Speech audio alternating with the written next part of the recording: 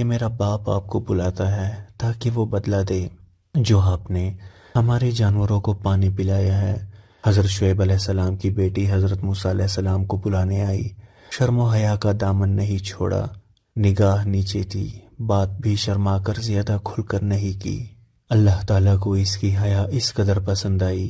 کہ اس حیا کو قرآن بنا کر حضرت محمد رسول اللہ صلی اللہ علیہ وآلہ وسلم پر نازل کر دیا، تاکہ پوری امت کی عورتوں کو پتہ چل جائے کہ جب وہ گھروں سے نکلے تو شرم و حیا سے عاری لوگوں کی طرح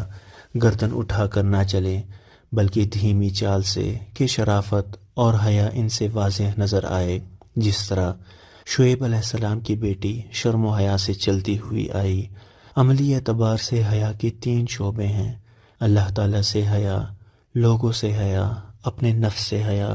اللہ تعالیٰ سے حیا کا مطلب یہ ہے کہ احکام